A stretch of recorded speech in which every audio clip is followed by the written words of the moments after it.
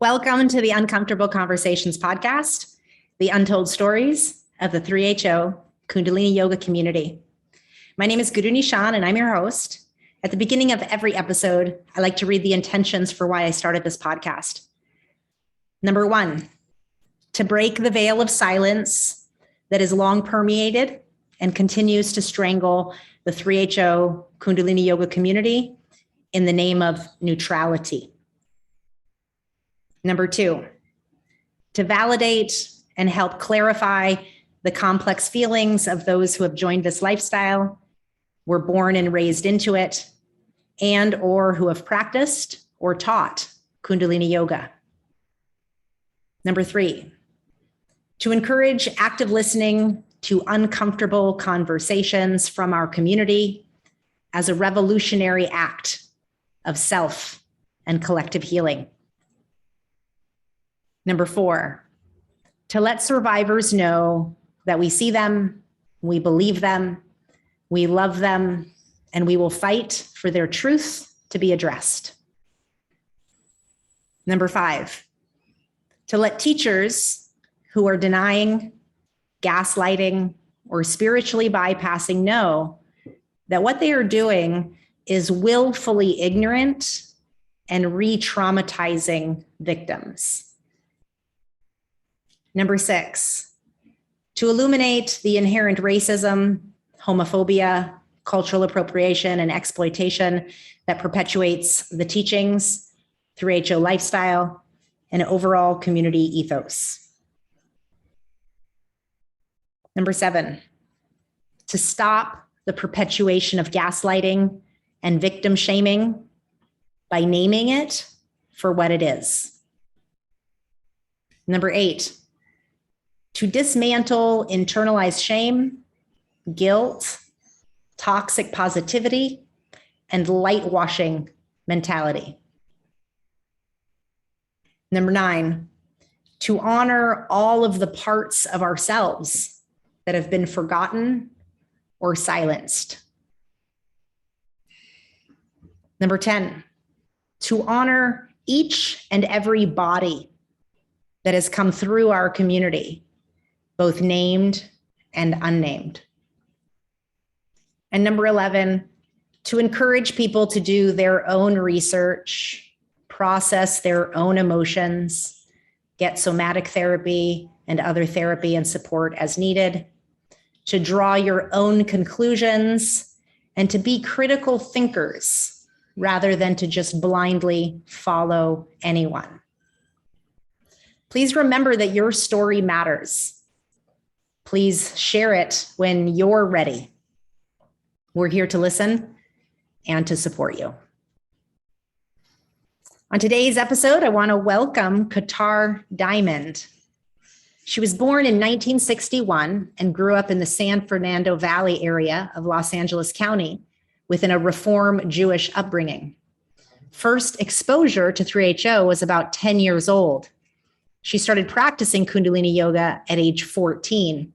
She took Sikh vows at age 19, had a semi-arranged marriage at 20, which lasted 2 years. She dropped out of college before marriage and worked as a secretary for a 3HO chiropractor for 10 years. Married again in 1986 at age of 25, she continued to work until the end of her pregnancy and had her son in 1991.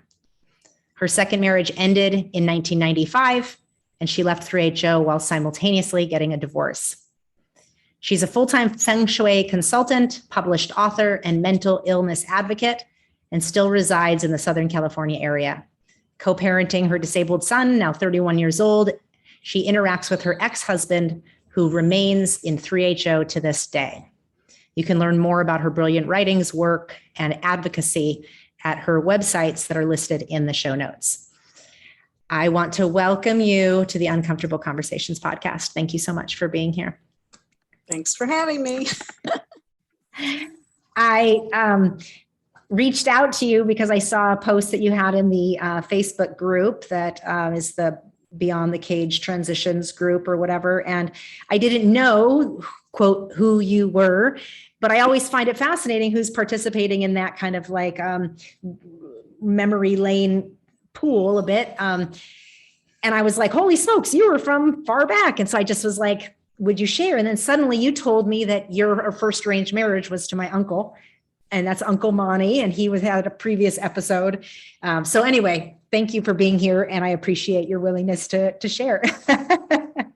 Right. And you just made me think about how I even found out about, Pamela's book and the whole thing that started at the beginning of 2020.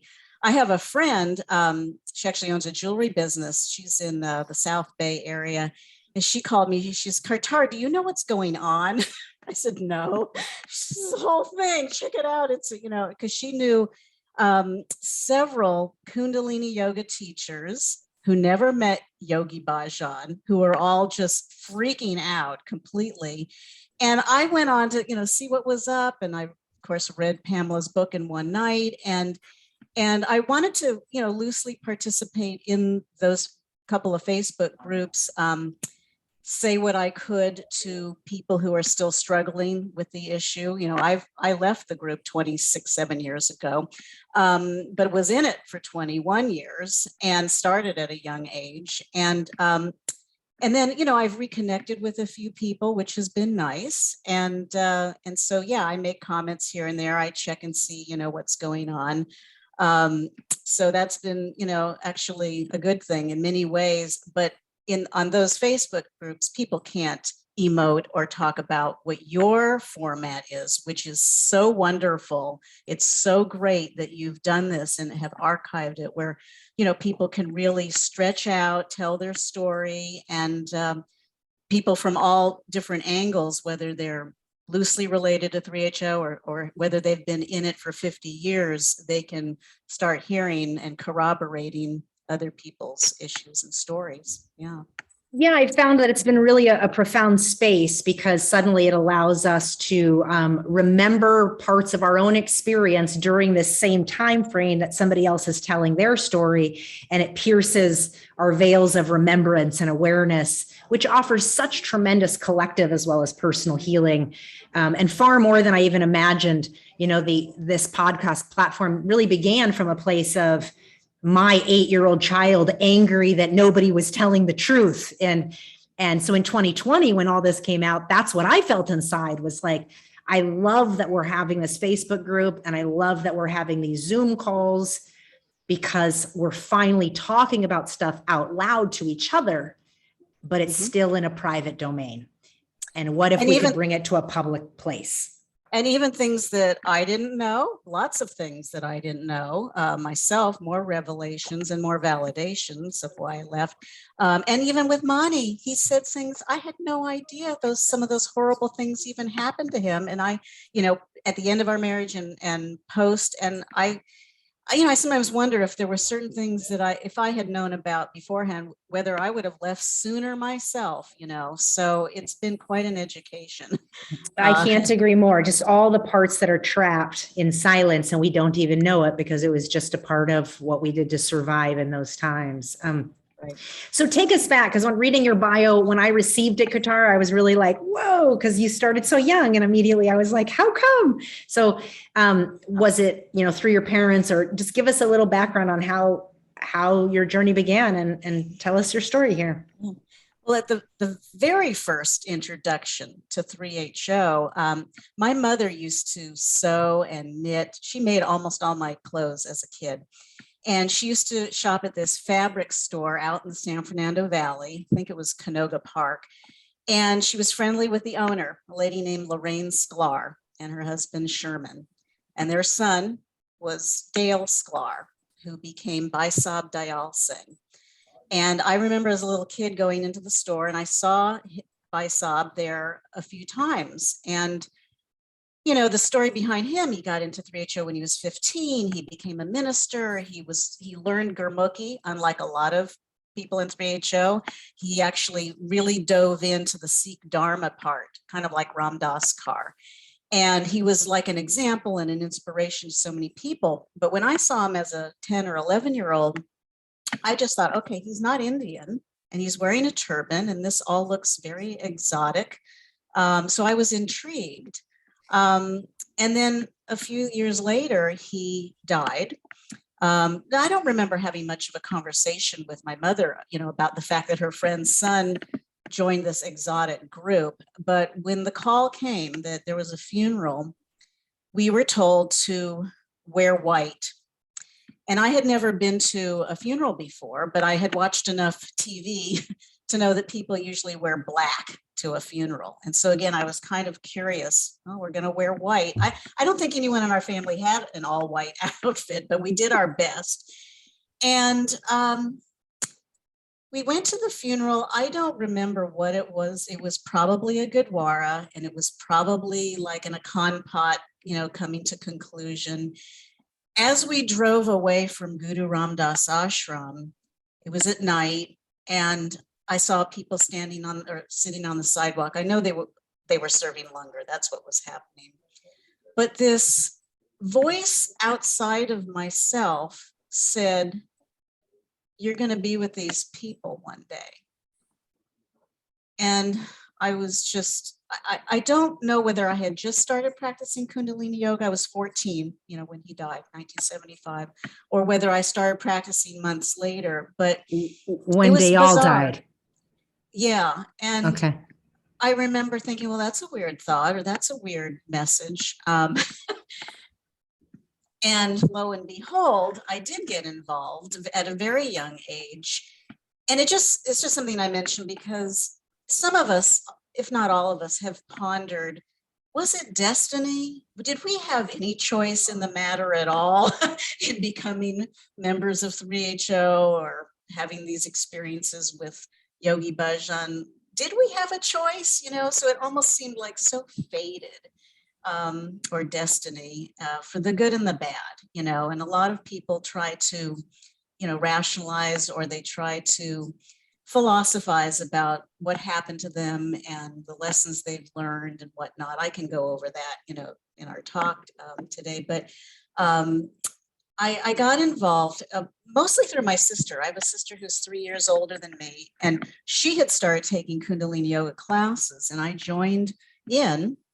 My mother wasn't thrilled, but and with me in particular, I was a straight A student, honors student, and here I am, hanging out with people who were a good 10, 15 years older than me.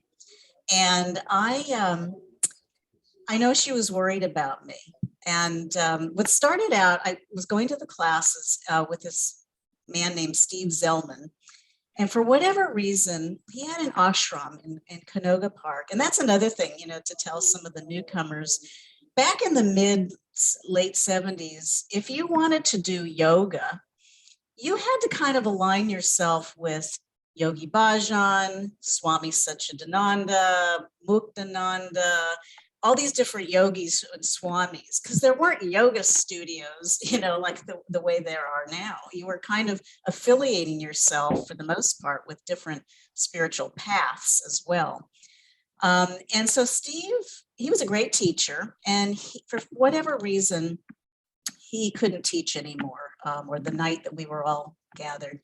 So he brought in Nanak Dev Singh, the infamous Nanak Dev Singh. And so I had a whole relationship with Nanak Dev as my yoga teacher.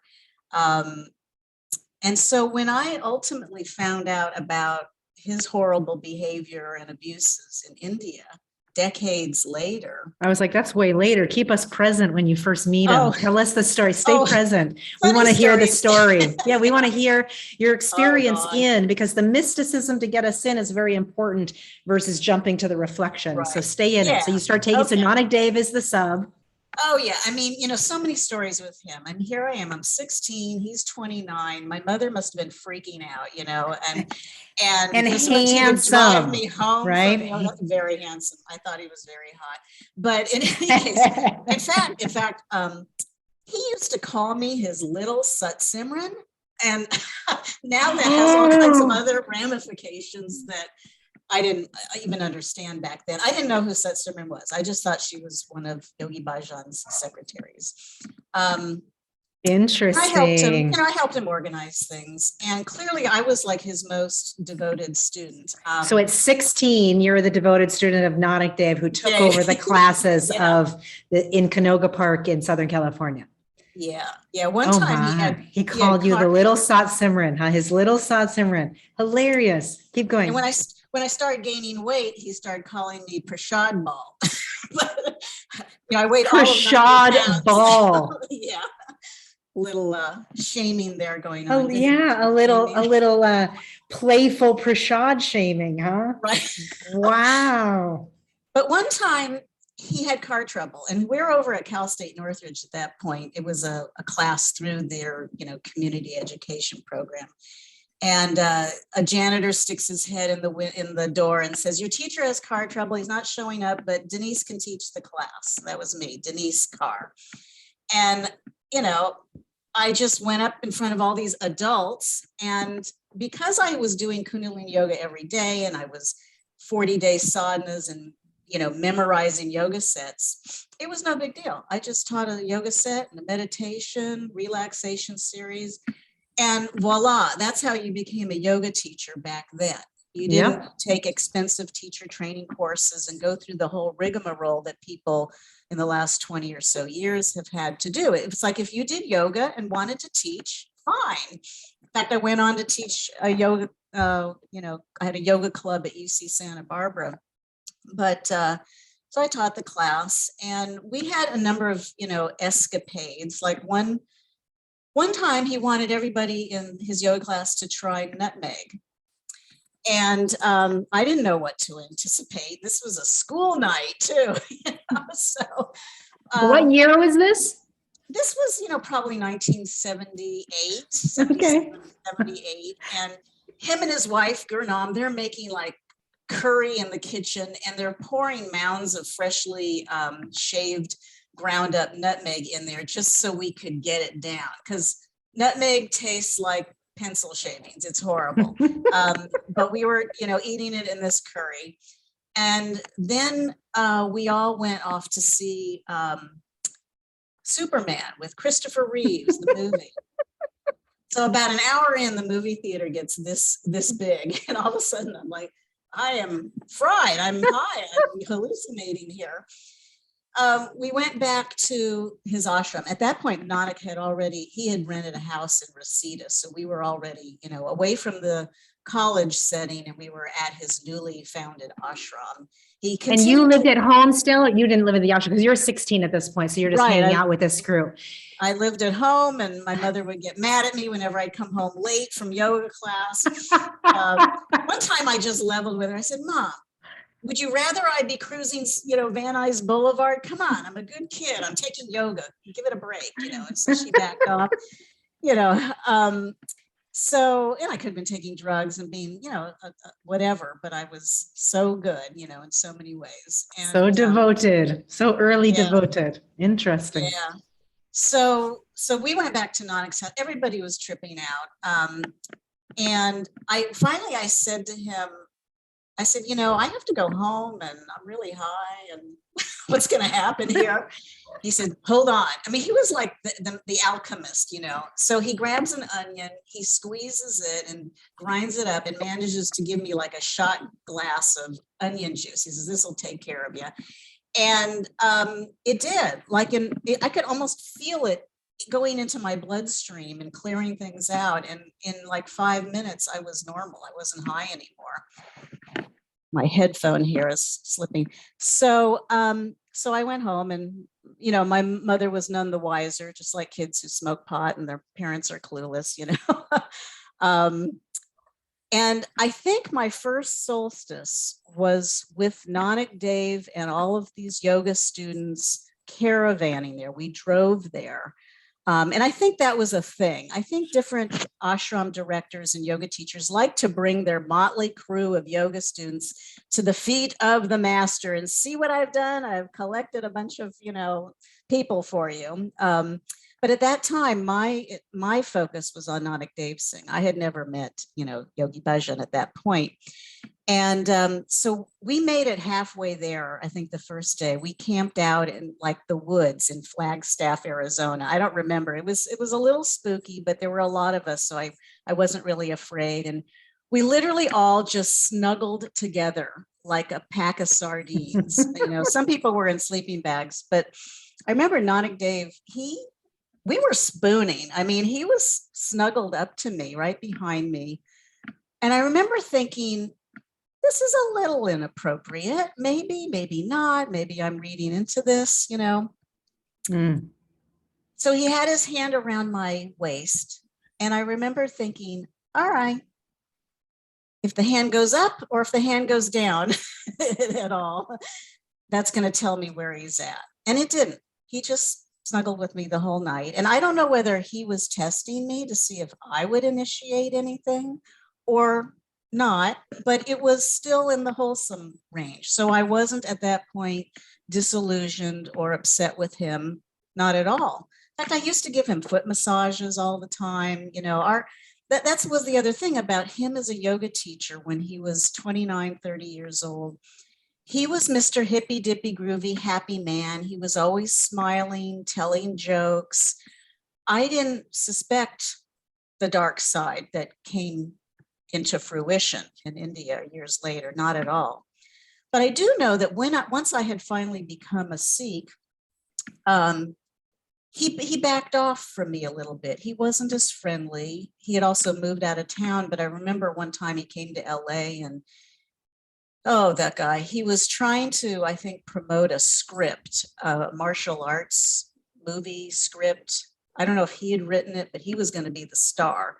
And he wanted to be like the next Steven Seagal with his Gutka and everything. And at that point, I was thinking, oh, this is a little pathetic, because I had lived in LA and I knew that the entertainment industry is like for young people. And he was already 40 or something. And I remember thinking, he's got a pipe dream here that's not going to manifest. And then I wasn't even really aware, of what happened to him after that point. But he wasn't all that friendly when I was no longer his adoring student, who was focused on him. What I want to pause and just point out that I feel like you might be lightly touching on is just that as this young, you are a devoted, committed student that kind of been given this persona, and you didn't know the meaning of it at the time, but to call you a little Simran is like to have this one serving him, right? So the model that is exposing itself a bit of the devoted servant, right? That the woman that's serving, massaging your feet. And here you are the student, not his wife, because he's married at that time. And so how a lot of the male yoga teachers were learning that persona, that their yoga students they were getting their personal following. And the point around ashrams caravanning to solstice is a really good one too, because I've heard some of those stories where there was almost like a representation, like, are you from this ashram? And woo, and then are you from this ashram? Woo, like how many people came to the big event from each region was a part of the celebratory experience of our crew. It's like a network marketing, a multi-level marketing scam. That's so funny. Beauty secrets. Yeah, I mean, it could have been here's a kickback, for giving me 10 more tantric yoga admissions. I don't know. I was very devoted, In fact, I wanted to mention, I have little notes here. In 1977, I'm practicing yoga for a couple of years at that point. Time magazine had an article. If anybody wants to just Google search it, Time magazine, Yogi Bhajan, you'll see. I just read it the other day. I hadn't looked at it in decades, where they kind of laid it all out right then. They mentioned the sexual impropriety, the businesses, the fact that he had given himself this title, Siri Singh Sahib, which doesn't exist in, the traditional historical Sikh tradition. And I wrote a letter at 16. I guess I was, the budding writer. I wrote a letter to the the editorial section, coming to Yogi Bhajan's defense. And I had never met him, but I said something about how, I'm friendly with so many Sikhs, and the fruit doesn't fall far from the tree. Everybody's an excellent human being. And, so I was already doing PR, for 3HO at that age. Incredible. And this is that same time that you're talking about taking this first caravan to solstice.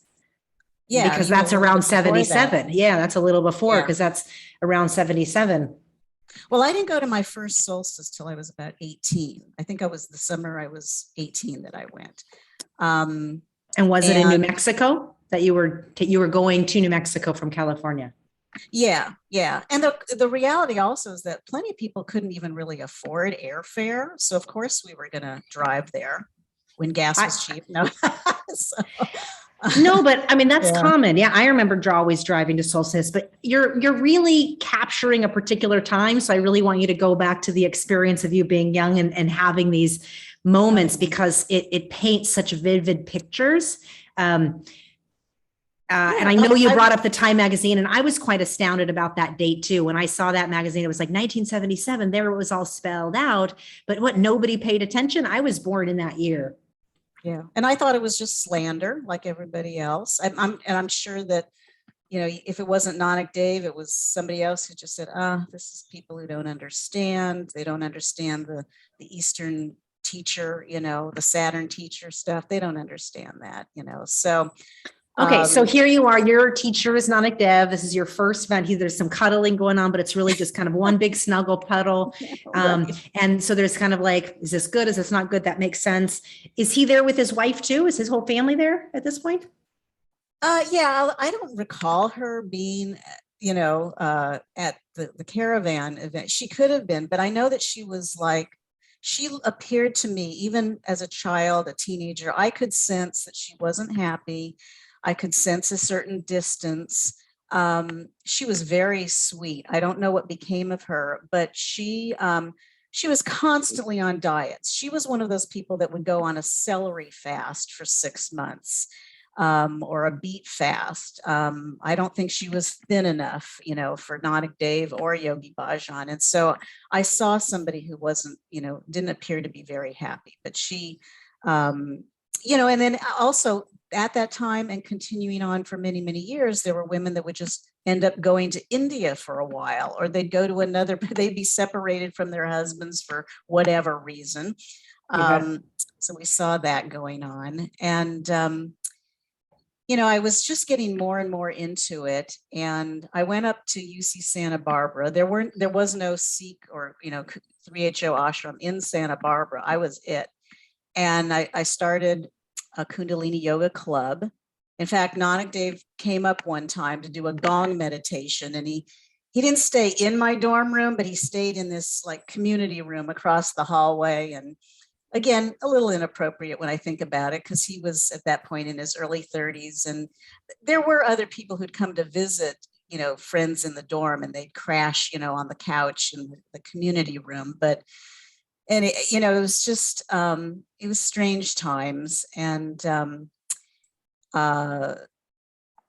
it's funny. I had forgotten about this. When I first applied to go to school at UC Santa Barbara and be in the dorm situation, I wanted my own room because I was already doing sadhana, at 3 a.m. And I wrote a letter because they had just a few single occupancy rooms. Everybody else had a roommate. And I wrote a letter to the college saying, I need my own room. I get up at 3 a.m. I do yoga and I chant, and I will be very, very upsetting to another roommate. They won't get any sleep. And this is my spiritual, path. So they gave me my own room, and I got there. I told the janitor, I don't want this bed. And he was like, oh, you're getting a new bed? I go, no, I don't want a bed. So I slept on a sheepskin in a dorm room for a couple of years. I was very devoted. And so everything is leading up, but I was having like a reality crisis. Like, what am I doing in college? I'm a creative writing major. This isn't preparing me for any real job. And, getting more and more into the whole 3HO lifestyle by myself. So I just, I dropped out of college, but I remember one night, very memorable, everybody in our dorm, 20 gals and 20 guys, each on separate co-ed wings. We all did magic mushrooms one night. And I remember thinking, okay, I got to do this now, because once I become a Sikh, I'm not going to be allowed to do this anymore. Little did I know. So things were sort of gearing up where they wanted to, 3HO LA, I think, wanted to sort of bring me back in. And now I'm remembering something else. I had a full scholarship at UC Santa Barbara, and I used to go to their admissions office every quarter. And it was it's so stupid that they didn't do this internally, but they would cut me a check for what my tuition cost. And then I would take the check to another department to pay for my schooling and my books. And one time they issued me 2 extra checks. And I went there, I said, "You've overpaid me." And they're like, "No, we haven't." And I said, "Okay." And I went to my dorm room and thought about it for a while. And I went back, I said, "No, you've overpaid me." "No, we haven't. Everything's fine." And so what do? I look at this money, it was a few $100s. I'm going to tantric. And then I went and I bought a whole bunch of yoga manuals. But again, that was my priority. That was, my whole emphasis. And teaching Kundalini Yoga up there. I earned the title in my dorm of I was nominated most extraterrestrial. It was so strange. This was before I even put a turban on. And away we went. I thought, you know what, I don't know what I'm doing in college. This isn't really working. Maybe I need to take a break and rethink this. And I'm not sure of the exact order of things, but I probably went to a tantric. I probably did it with Mani, because me and Guru Hans Kar and Siri Bani Kar, and the people who were in their young 20s or early 20s kind of hung out together.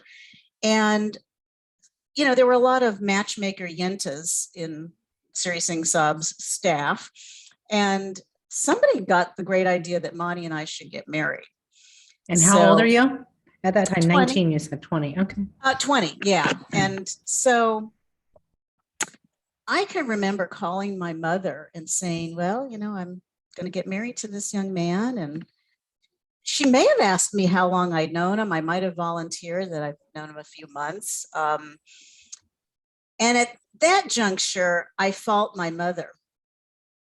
My mother should have said, cool your jets. Hold on a second. Why don't you finish college? Why don't you be engaged for a while? If it's meant to be, he'll be there, in 2 years or what have you. But I think she was afraid. I think she had already been told, maybe by some of her friends, "Your daughter's in a cult, but if you don't want to lose her completely, just play along. Don't, try to upset the apple cart." And so, she really should have had a deprogrammer, come and get me. But what did she do? She was just like, "Oh, okay." Had you already been going further and further in that she didn't know how to access you? Because by this point, it sounds like your focus point had really shifted to Kundalini Yoga and the community that you were connecting with. And that was a pretty hip young adult group at the time. Like you're talking about Nanak Dev and Gurhan's Car or whatever. Like this is the young adult hip crew. Yeah. I mean, she just didn't say, no, Kartar, or Denise, whatever I'm going to call you. She didn't say, just slow down. Do you know him well enough? Think about it. There's no rush. She just kind of went along with it. Now, maybe she was crying, and freaking out on her own, but she didn't share that with me. And I bring it up because, there's always that question of how do smart people do dumb things? How do people get involved in cults? What kind of family upbringing do they have? Do they have multi-generational abuse? What kind of dysfunctional family did I come from that my mother and my father didn't say zip when I was doing these things that were so different and so counter to what I know they wanted to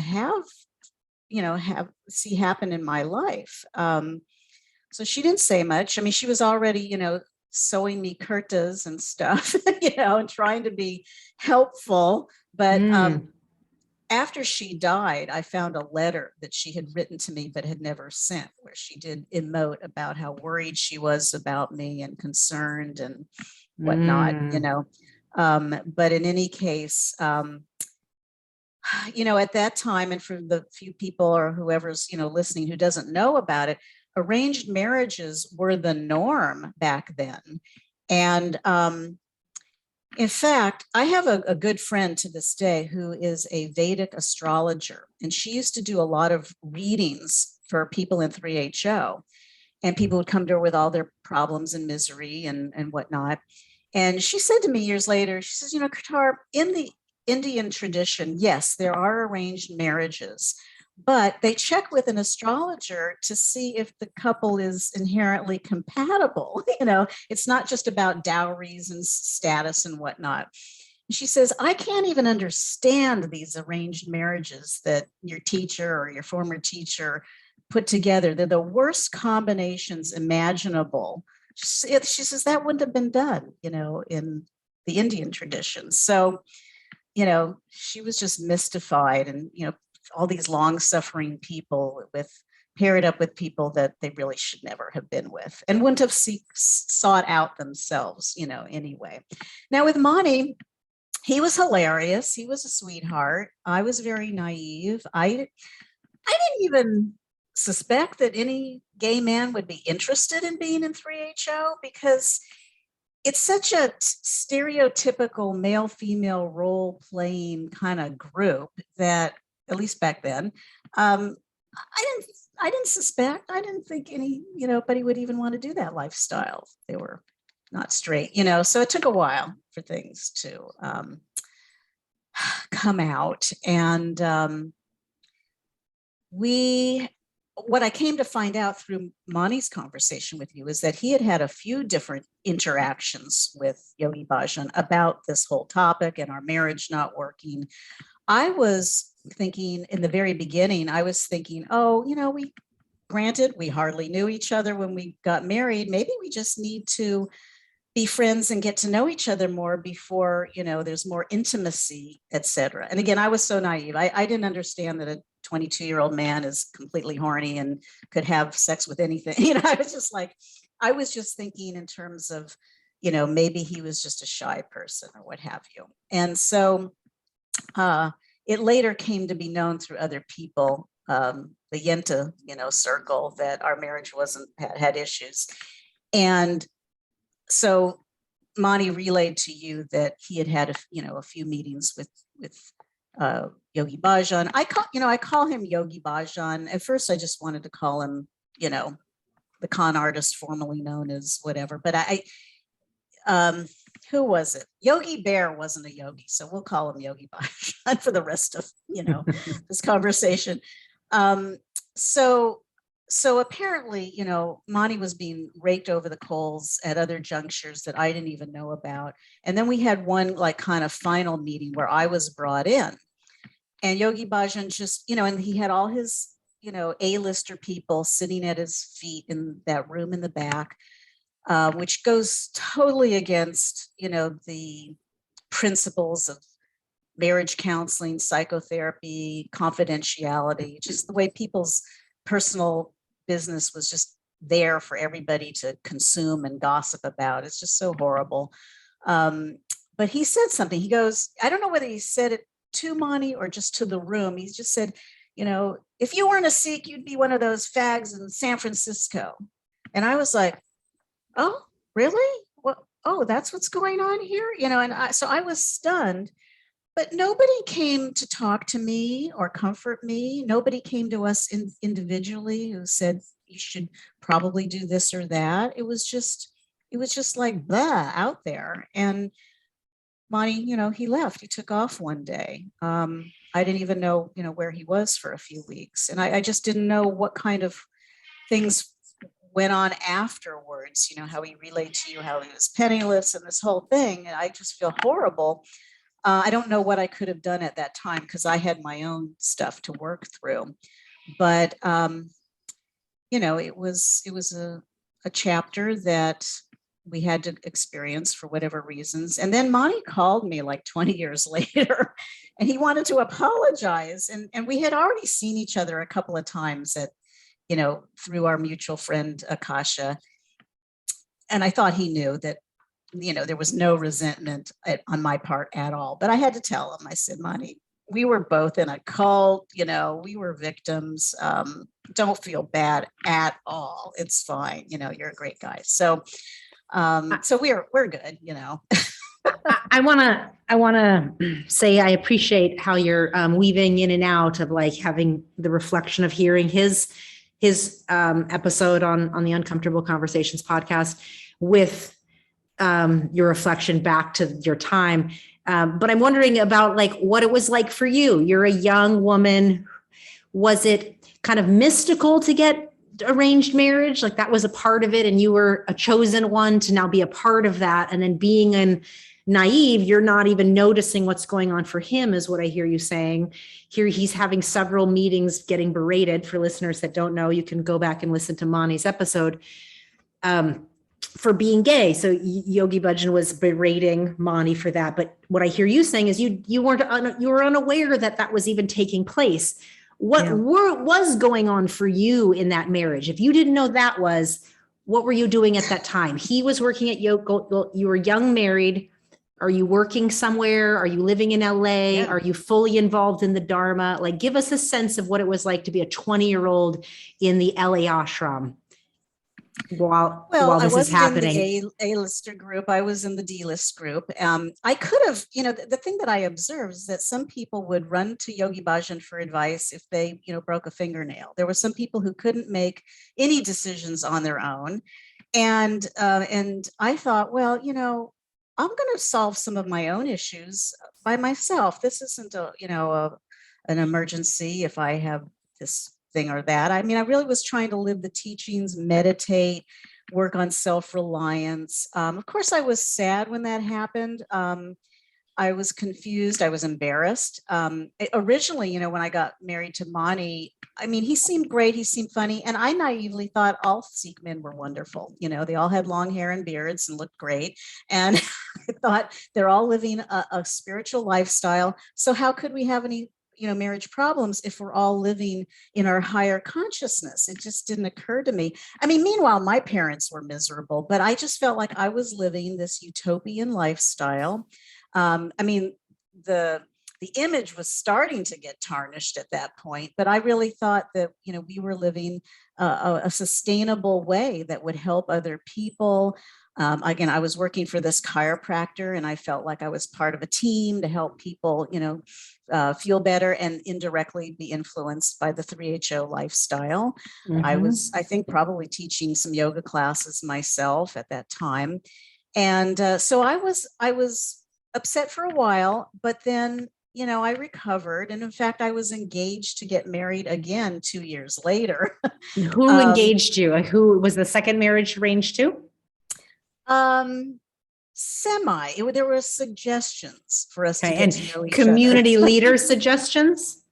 Yeah. And some other people. I think I'll call him my husband, because that was the one of duration, my second husband, but my husband, JP, I think that he had been engaged and had gotten broken off. And I think they wanted to get him engaged again fairly quickly. And, we met. He was living in Oregon at the time. He was in college. He was studying to be an architect.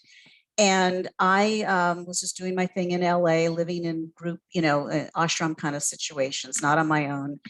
And so it was suggested that we get to know each other. And, I made a pact with myself. I said, one, I'm going to be engaged to him for a while. It's not going to be, turnaround kind of thing. And it couldn't have anyway, because he was totally, focused on, completing his education before getting married. And we had sex before we got married. That was like check number one. I have to make sure that we are compatible in this category. I don't care if somebody thinks I'm a bad Sikh. I don't know that anybody necessarily knew, but I would go visit him in Oregon or he'd come visit me and we, were having sex because look at what had just happened to me 2 years prior, In so your I first felt, marriage. Yeah. yeah, Like I this is felt an area that I am now, I'm choosing, right? So you were right. very sure. Oh yeah. Yeah. So, I can and I had appreciate that. a few doubts, about that marriage. There were some fights, there were some things that gave me pause and made me think, uh-oh, what am I getting into? This may not be the right person for me. But I already loved my in-laws, his families to this day. His mother, who was my son's grandmother, I was already into, my in-laws and my extended family, really good people. And that, I think, glossed over a number of things.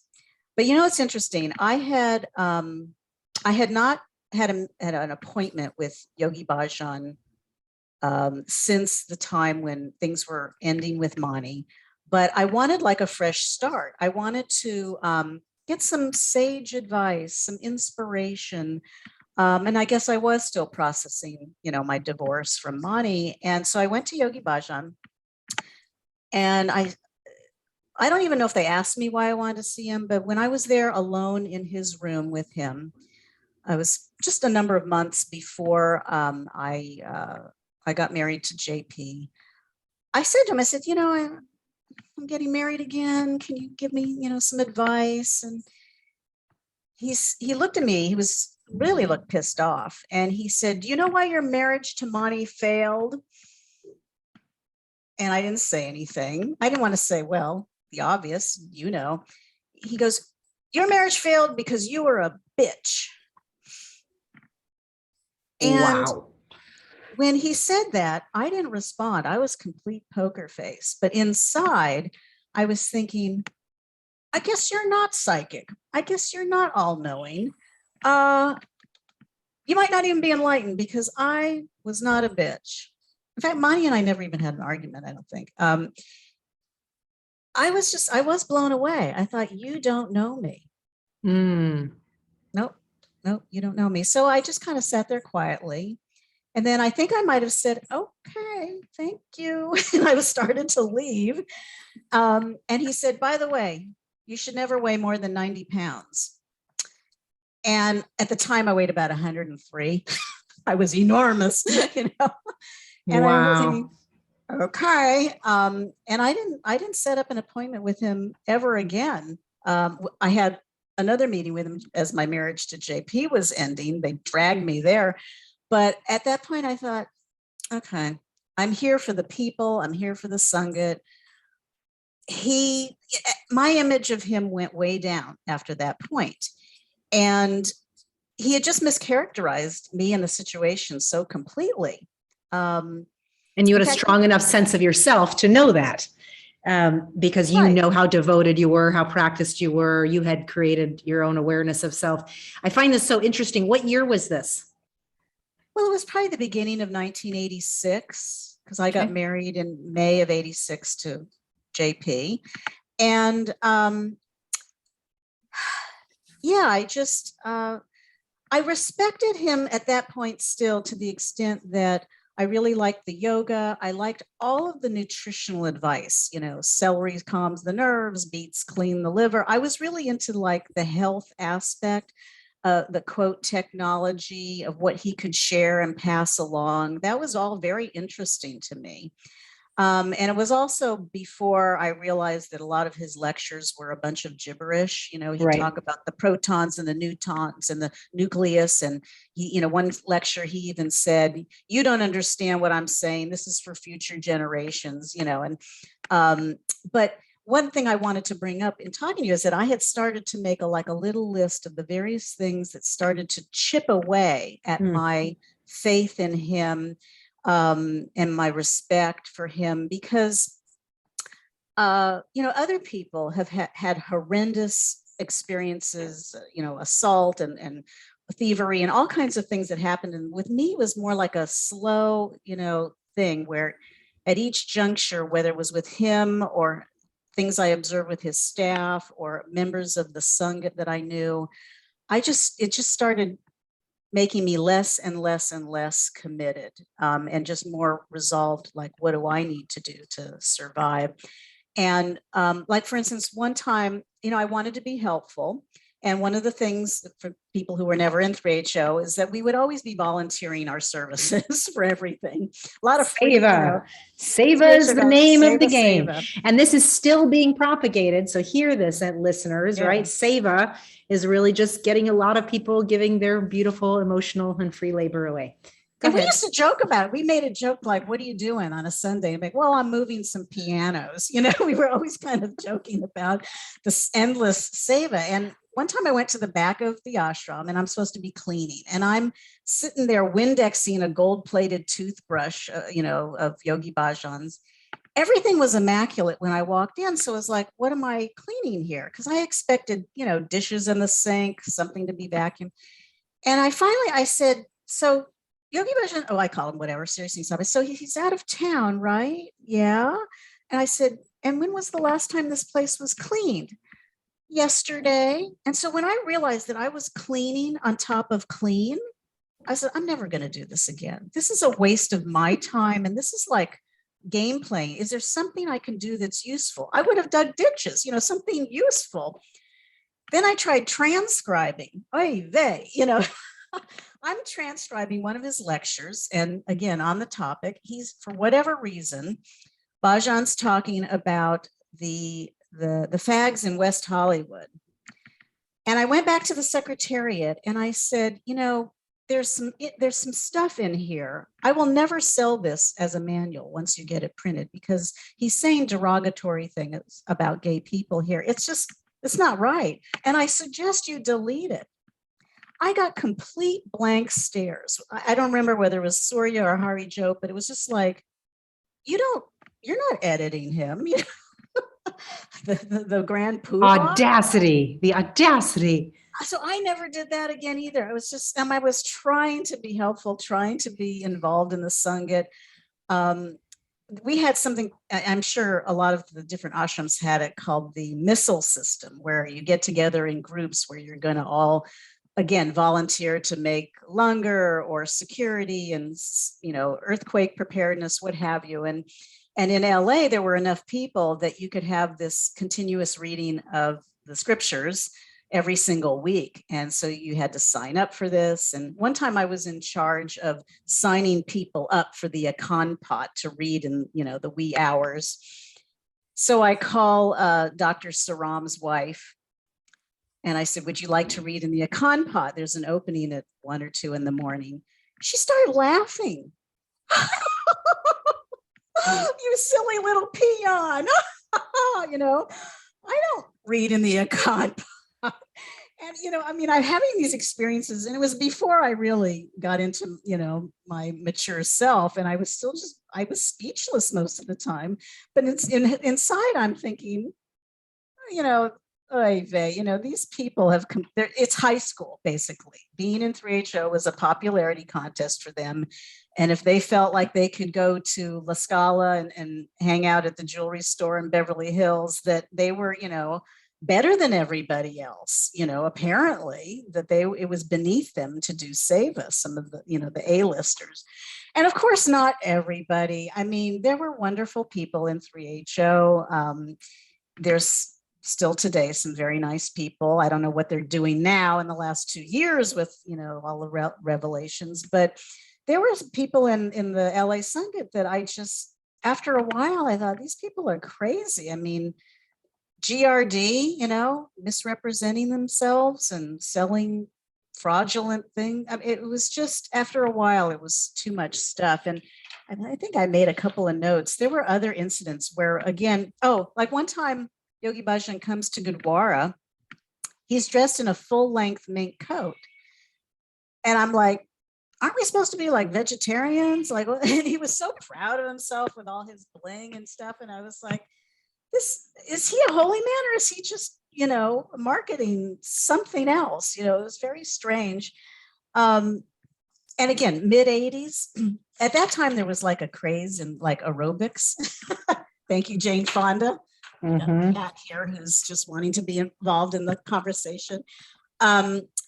So in a Gurdwara, one time Yogi Bhajan was, he just started railing at the women who weren't wearing traditional churidars, the pants under their kurtas. We were all into wearing leggings. They were in style. They were more flattering. They were more comfortable, frankly. And he was just saying, you shouldn't be wearing these leggings, and I'm sitting there going, when is this going to stop? This is so superficial. What we wear and what we look like, that is like beside the point. I'm, at that point, I'd been wearing white clothes for, probably 10 years. And it was like, this hasn't made me evolve. It's just made me ostracized in the general, population. One time he was railing against, he had found out about a family that decided to go to the beach on a Sunday instead of Gurdwara. Oh my God, send the thought police out. And so it was those kinds of things that really bothered me. And when it got down, to my divorce from JP, I just, at a certain point, I didn't want to be in the Sangat. I just saw a lot of really unhappy people. And I know I sound judgmental, but, you don't. You just sound like you're noticing things. And what I also want to say about it is we were taught to think noticing the things around us was judgmental. And then we were taught to be judgmental to not notice the things. And so they were kind of this symbiotic way that shame was used to keep people thinking it was only their experience and their personal fault. Right. And since then, I went on to read every self-help book imaginable in the 80s and 90s, but it was kind of like, if you're around what you think are toxic people, you should remove yourself from those situations. If you're, being abused by narcissists or whatever, you need to get out, and so if you're judging them for what you think are, these different personality disorders and flaws and what have you, you have to come to those conclusions somehow. And if you don't feel good when you're around certain people, and that there's no reckoning and no a way to change it, then you need to, exit. Well, I want to ask real quick, because you're talking about all these different experiences that began to erode at your kind of deeper connection. And it also sounds like you were always one that practiced, like you had your morning sadhana, you had your daily discipline, you taught. And what became obvious is that not everybody did that in the community. They could identify themselves at whatever status they were at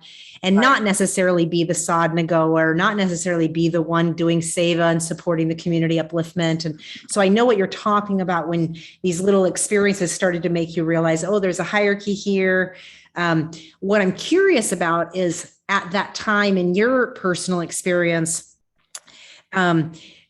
this same time period around 86, Pamela Dyson left, Premka left, and Kate Felt left. And so there were things happening in the community that were stirring things up. Do you remember that and kind of like how the wave of people dealt with the exodus that was happening around that time?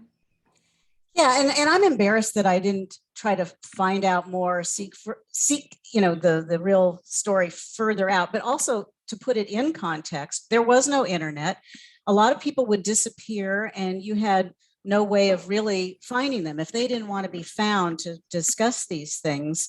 And as I mentioned elsewhere, I think online, is that I began to see the cool people leave. Vikram Singh, Peter Singh. I was like, oh, I'm going to miss these people. What is going on?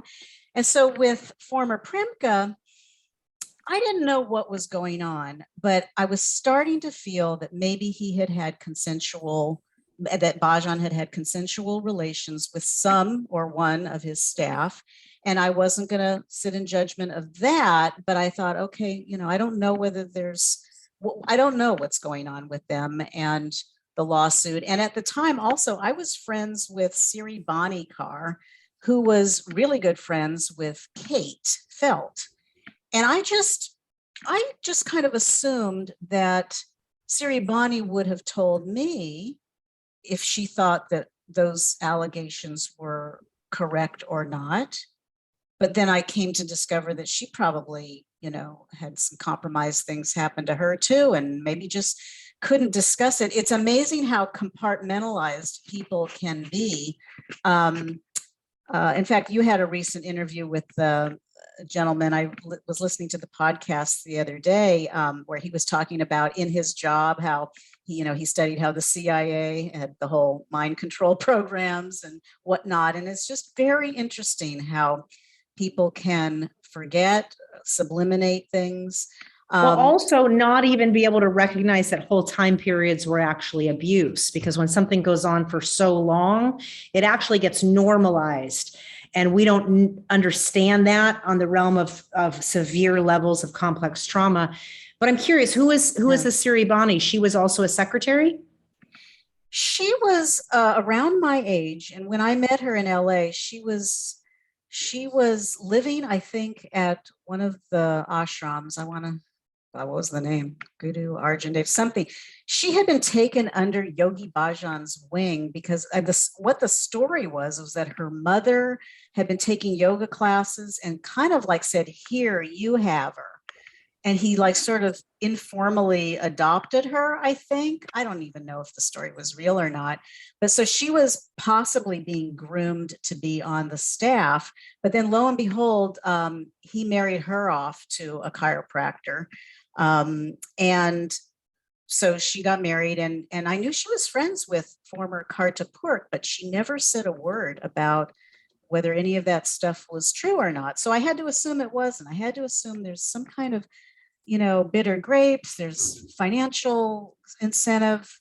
But that was the narrative that went around in the community, that this documentation went public. And so that became the narrative around, oh, it's just for money, or it's blah, blah, blah. And so that was swarming. That wasn't something you came up with, no? And we didn't have the particulars. It was only years later when a cult awareness website actually listed the legal documents and paperwork that people were actually able to see the actual claims and the descriptions of things. Prior to that, it was all just kind of vague, I have to just pause and say how disturbed I was to read that document and see that former Kartar Perks, she's the creator of the Oriental Beauty Secrets, and she was the creator of these formulas, and how that was a part of what she was standing up for, was that these were her creations that were then being stolen, not even just the sexual the violent abuse. Right. And with the businesses in general, at that time, I had no idea that Bhajan had his hands in everything. Like, I used to think GRD was this ridiculous, fraudulent business, and I couldn't understand why the men who were involved were doing it. But I didn't think that Bhajan was taking a piece of the action, or even instructing them that there's, quote, no karma over the phone, and that you can lie over the phone. And fraud people and fraud people out of hundreds and thousands of dollars. And all these other businesses, like I remember in a Gurdwara once when it had just come out that Guru Jot got arrested for, his major drug dealing endeavors. And Bhajan sat there going, I didn't know he was doing that. I claim, ignorance. And it was like, really? And so, so I just thought that a lot of the shenanigans that were going on with some of the people and some of the business, that Bhajan wasn't a part of it, that you can't control all your students. You can't necessarily take responsibility for everything that everybody's doing. But in retrospect, of course, he was micromanaging so many people that it would be impossible not to know about all of these inner workings. And, and there were always people who were put in positions of power and authority, who had no training and learning on the job. And it just but you didn't know that then. You're saying that now, looking at it. Yeah. And so at the time, though, so you were close enough in to this real inner circle group of women that was in there. So, and I want to really point out something you said. So you began to think, okay, there might have be consensual sex going on, but it never dawned on you that there's no such thing in terms of the power dynamics of what was at play. Like, I feel like at 15, I became aware of that. Like, it was kind of like, everybody's got to know he's sleeping with his women, but I had no idea the level of grooming and predation and sadism and that level of things until that 2020 time when finally the silence got broken. And so I'm hearing you say the same thing. And I'm saying this out loud because that's what it means to kind of weave a mythological tale within an environmental or institutional community is you've already built a foundation around slander. And if anything's ever told against the teacher, and then when these seemingly isolated incidences of abuse or people leave, it's justified back through these same mythological tales around, oh, it's just for the money, or they dropped off the path. I mean, I don't know what some of the other things you thought of, but I hear you saying, well, if Siribani didn't bring it up, then everything must have been okay, rather than realizing, well, maybe there's really heavy abuse going on and we have no idea. Yeah. And I think, and to that extent, I think Siribani and former Kartar Perk, they were friends, and I would have assumed that they would confide in each other.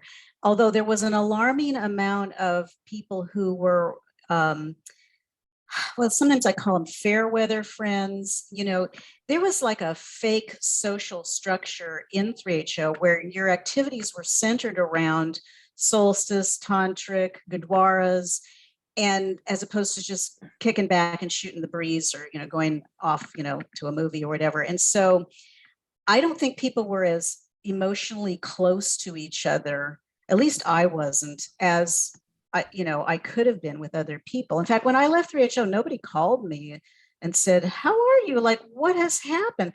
I moved 3 miles away. I might as well have moved out of the country, you know? And so there was no follow-up. People were afraid, because if you're, you know, X3HO adjacent, then you're also, you know, going down the path of you know, it's just funny. I ran into a woman who used to be a Hare Krishna, and she said that when somebody leaves the Krishna organization, that the people who stay refer to them as karmis, like people who are now subject to the wheel of karma. And the whole business of, you know, how you're going to be a prostitute and go to hell. It's the same fire and brimstone of the evangelical church. It's just in an Eastern accent. It's the same thing. And so I wasn't that introspective, and I was at that time probably just focused on surviving and being in my marriage and figuring out my game plan and what I was going to do. And in fact, I naively thought that if I had a child, that might make my second marriage better and make us closer, because I did find out that we had nothing in common and saw things very differently. Again, juxtaposed against the idea that you could marry just about anybody in 3HO because we all supposedly had something so profound in common. But no, there's still some other, you know, things that you would look for in a good relationship. So yeah, so those were the times.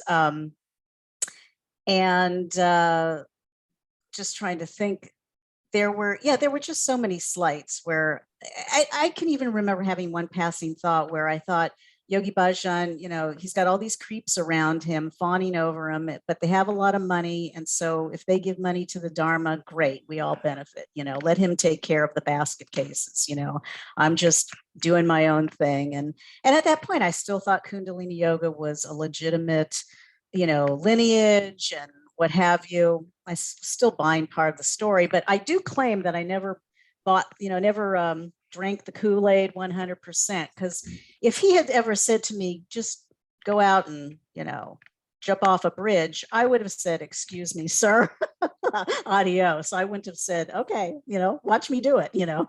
But some people really kind of lost themselves completely. Yeah, there were people drinking urine because he told them to drink their own urine. You know, it's just like whatever goes.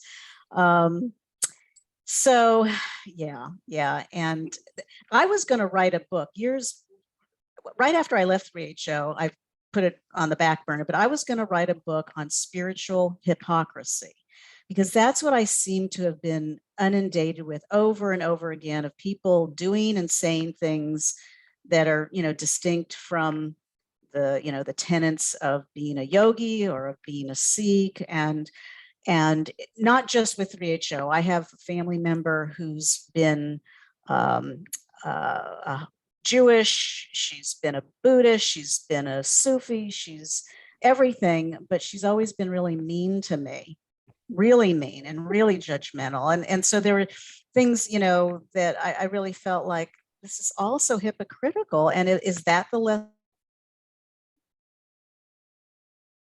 slide and all of the formal attributes of organized religion and all the trappings. There's the comedian George Carlin has a very funny stand-up routine where he says, "Beware of people who wear hats." So, you know, something happens. That's funny. Yeah. Yeah. What I'm really having illuminated here is how you started so young. You started at this time where you really illuminated kind of the awe of the teacher, the handsome warrior teacher, and kind of how that persona passed, and how as this young student that brought you in. And it really is a special quality of that young adult that Nanak Dev really represented, and that your age was going into this 20, 22, 24-year-old group that hung out in LA around that time that GRD was happening. And, you know, my brothers both have interesting stories that lend themselves to that 1987 time. And I'm pointing it out because you're speaking to ways in which you were becoming aware, but while simultaneously justifying and focusing on your survival. And I say justifying because that's what survival makes us do, right? We notice it and then we're like, well, let me just focus on what I can control. And so a lot of the ways that many people stayed in from the 80s into the 90s and beyond, and even a lot of new people came in the early 90s that are listening to this podcast that are this young adult age, is because of this special atmosphere you're speaking to. There was this interesting camaraderie, kind of cool hangout zone that kind of slowly morphed into more and more weirdness and factions. So the weirder and weirder people and the cooler kind of like stragglers a bit, but we all still considered ourselves in the community in a way because it was each other that we loved. So the less and less of relating to the institution and more to the people. And then I hear even that started eroding for you. And the more and more that started eroding, the cool people were leaving, meaning the musicians, just anybody you had ever identified with are slowly outskirting even further. And there wasn't the social networks online that people stayed connected. You either had relationships with people or you didn't, that went beyond the Dharma, or they didn't. And it sounds like you just started creating a new life. Yeah. And you were dealing with your marriage too. So like your focal point started being around your child and your marriage. Yeah. Just a few years before I finally called it quits, Akash and I decided that we wanted to have a Halloween party, costumes mandatory. And this is in LA. Okay. Yeah, in LA. And it was a great party. In fact, it was so popular. I laughed so hard that night watching people walk up my driveway in their various costumes that I couldn't speak the next day. I had laryngitis from laughing and screaming so much. And it was so popular that people demanded that we have another Halloween party the following year. But what was so interesting is that we knew that we were crossing a fine line. You know, what would Yogi Bhajan say if he got wind of the fact that, you know, we're having this Halloween party that's costumes? And by this time, everybody was uptight and all right. It wasn't the groovy hippie days of, the Melrose yoga class that Bhajan used to talk about. It was now people who were formal Sikhs, and for a long time. And I had not one, but two women call me and they said, I really would love to come to this party, but I just don't feel comfortable not wearing bana. And they didn't know it. I knew that both of them had had affairs with married men. And I was thinking, again, spiritual hypocrisy or priority, as I think, this is interesting. She's embarrassed to have someone see her hair in a group of people that are part of her spiritual family, but it's okay to have an affair. So anyway, it was really amazing because a large portion of the Sangha did come. In fact, there was one man, he really surprised me because he is to this day a complete fanatic. And he came, his arms strapped to a piece of wood like he was on a cross. and he had like this light thing going on over his head like a halo, but it was hysterical. It was very funny. He decided, if I'm going to wear my hair down, I'm going to be, I'm going to be an enlightened being. And people, there was like a young guy there. I don't know who it was, but the young guys with blonde hair hardly ever had any facial hair either. There was a young guy probably in his early 20s, somebody's son, I don't know who, but he wore a black dress, makeup, high heels. I mean, he had the whole thing, cross-dressing thing totally down. And people came as pirates and Merlin the magician, and people were using their long hair and beards as part of their costumes, but people also were renting costumes, and everybody was in the spirit of it. It was very, very fun. And I had people come and say to me, this is the most fun I have ever had in 3HO, and it made me feel good that I had hosted or co-hosted a party that was so fun. But I also thought, isn't this pathetic? It was such a release for people. That's what they were saying. I mean, it's just like a chance to not be, so-and-so sing Mukia Mukia. And it was really fun. I mean, we even had like a costume contest, somebody who was dressed up as Glenda the Good Witch of the East in this big poofy pink gown one. And so, those were the kinds of things where, again, I felt in duality. I felt sort of a love for the Sangha and the community. And then, Akash and I were like, I wonder if we're going to get a call. I wonder if we're going to get raked over the coals. What year was this? What year? It was 1990. Okay. And so this is prime time LA. Prime time LA time. Keep going. He didn't say a word. I think maybe at class a day or two later, he said something like, so you had a party.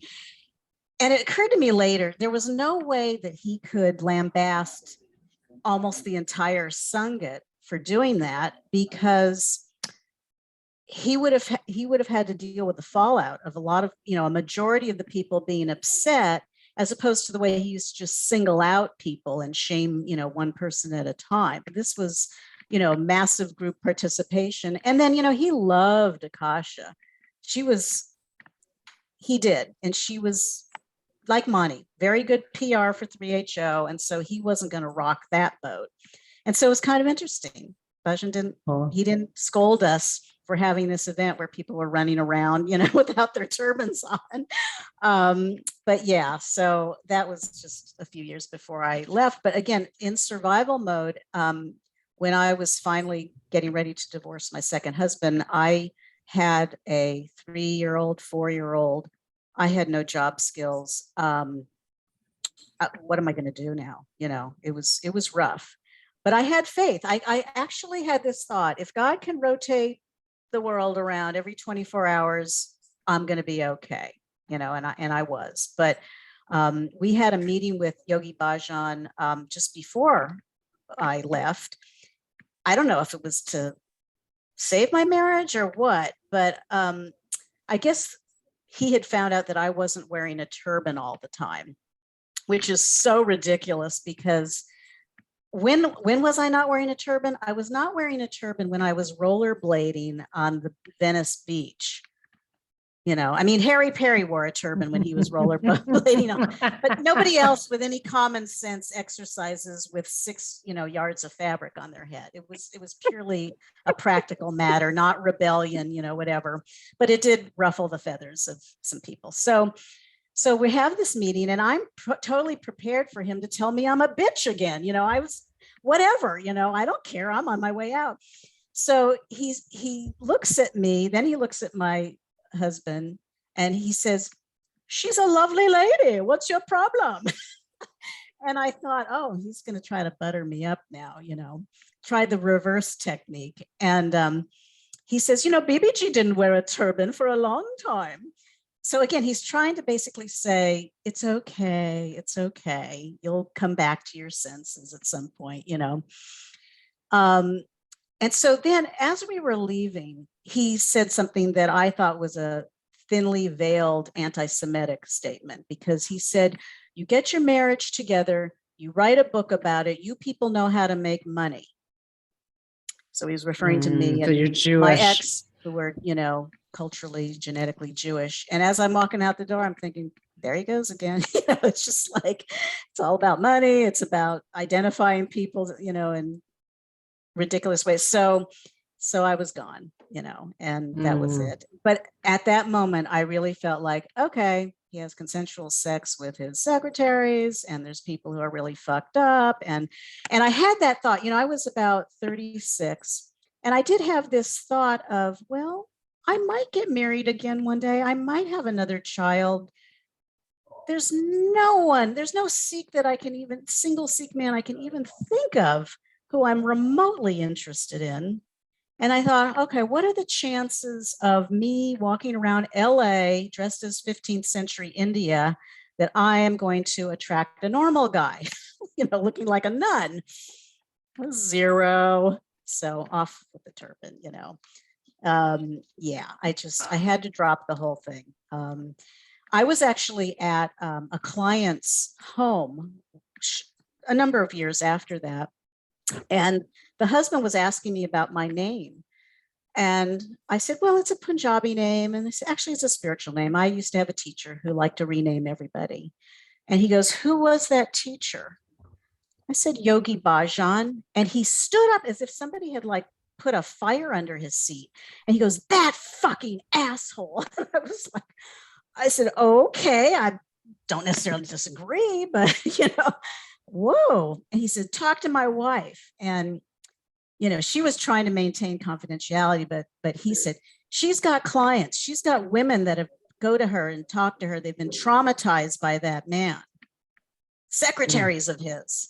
And I didn't ask anymore. I was like, I know, it's bad. I'm out, But in terms of what other people think of 3HOers, I know there's some people who think, oh, people will be so disappointed in me if I leave the group and take off my turban. When I taught my last yoga class, well, not my last one, but I had students, they were regulars, and I stopped wearing a turban. So I came to my class. I said, I still love yoga, still going to teach this class, but I've got a problem with the administration. So I'm not going to wear a turban anymore. And I wondered whether I would lose some students. And there was a moment of silence, and then the whole class started clapping. I said, I expect that response. And a couple of ladies, they went to my class and they went to Gurmukh's class on a regular basis, and real sweet ladies. And they said, we wouldn't want to wear a turban either. And so there was total acceptance, total understanding. You hardly even had to explain anything. Because from the outside to the end, people would look at it and they would go, no, this is kind of extreme. And so people have a different opinion than what some people in 3HO think other people think of them.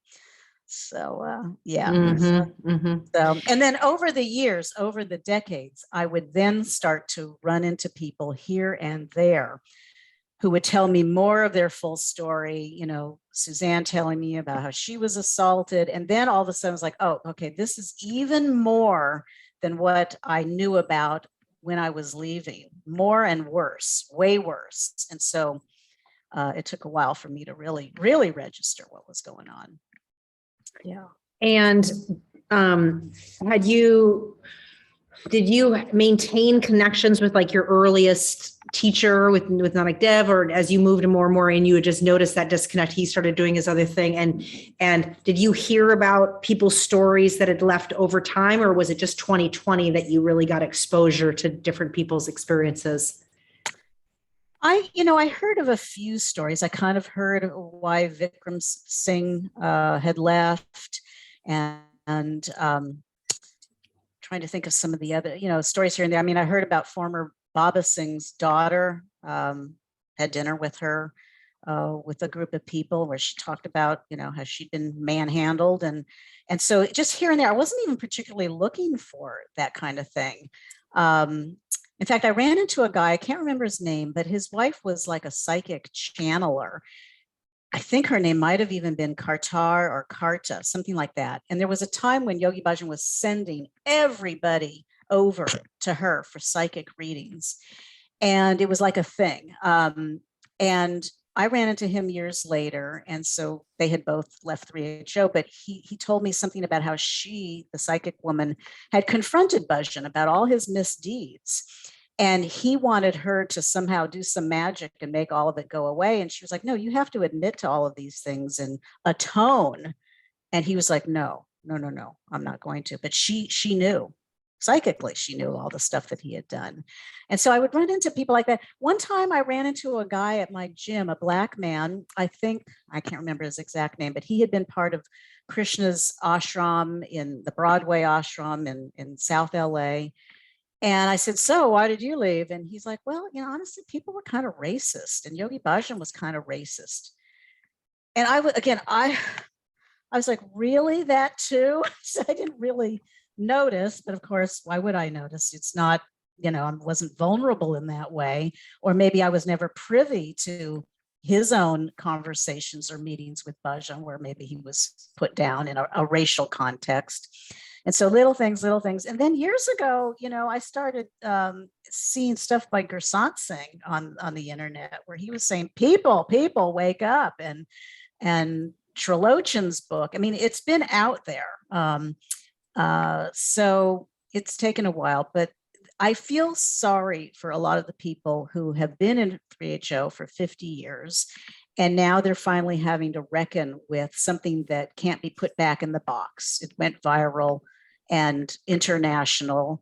I didn't know Guru Dev Singh in Mexico was a predator either, So, yeah. So the way that it's replicated, that the predator formula has replicated itself in different teacher lineages. And what I'm finding so fascinating about realizing that, and you're a real wealth of dot connection, whether you realize it or not, it's because at certain time periods, certain things were happening, and you just happened to be in a place where these things were happening around you, but you weren't necessarily any of like the head honchos that were running these things. And not directly impacted, but still witnessing things. And yeah, it broke me down eventually. It's like, this is all very compromised. This isn't spiritual. What am I getting out of this? Well, and I think a lot of people, and I know it's a part of the healing process, but we can hold ourselves in this in-between space of making no decision, but still staying put. And it's like, it's that there's a place of cognitive dissonance where we're noticing. And I feel like a lot of people from the turn of the 90s, the early 90s, stayed for quite a more few years, but did what you did, kind of like recognize that some people gave away their power more than others. Some people went and asked him everything. Kind of there became more categories to compartmentalize. Well, I'm just going to focus on my lane. And another decade can go by just focusing on your lane, where lots of incongruencies that aren't a part of the teachings have always been there. And I think that's one of the things this conversation illuminates a lot, is the information has always been there. It's just whether or not we're paying attention. And that's what undue cult influence does, is it over time erodes our capacity to see what's in plain sight, even though our body's feeling it and we are noticing it the whole time. Right. And also a point I wanted to bring up for people and everything that they've been through is that once you've been in a cult, you might have cult radar on some levels. I did, when I encountered a few other new agey groups, that came my way afterwards. But there's also a part of your personality that you may be vulnerable to that again and not even realize it. And even in politics, to me, politics and religion are very similar. You've got a leader, they know how to, they're charismatic, they tell you how to live your life. And then when they fall, you're devastated. And so I see people who nowadays, whether they've been in 3HO or not, where they have extreme political views and they don't realize that's cult mentality too. And so we are subject to that. You have to be kind of on guard a little bit. I became a feng shui consultant, and when I first started studying it, there was a little wave of teachers from China and Hong Kong who came to the West, and some of them were great, remarkable people, and some of them were shysters, just trying to make money off of Westerners, and I thought, oy vey, it's going to be another cult again. What am I doing here? So it's just, you have to, find out what's real and what's not. But that was like a continuation of, okay, now how am I going to, decipher these things as I move on in life? Because I had been damaged and I didn't get formal therapy, probably should have, but I just sort of made my way through, the rest of my life. And then later on, I was, because of my son, I was forced to study, on my own, psychology and mental illness and whatnot. And that then turned things around also for me, where I was able to see 3HO through the lens of mental illness. There were people in, my local Sangat who were classically mentally ill, who were not getting the help they needed. These were people who should have been on medication and therapy and whatnot. And they were just being told, eat beets or do this meditation for 40 days. They were not being taken care of. And then I found out that there were some, pretty serious psychotic breakdowns with people, all in that denial of that 3HO and, chanting can handle everything. No, it can't, and so I think a lot of people learned that eventually, but seeing, some of people's, like I do see Yogi Bhajan as being a mentally ill person. I do. Now, so on that level, I have compassion, but it's still no excuse. It's just like when there's a mass shooter, they're mentally ill. No excuse for terrorizing, right? Right. No excuse for abusing and hurting people. But yeah, you see kind of where it comes from, and extreme and how it was narcissism. so ingrained to not address it, because if we actually were getting outside opinions, what's going on, a whole new framework would have come into our perceptive view, right? Or our parents' perceptive view. And Right. So this is a really important point. If we understood the names of narcissism and gaslighting at that time, our language that was disguised as holy language that was very public and very normal in our community was just common. Gaslighting was just a common experience where everything was put back onto you.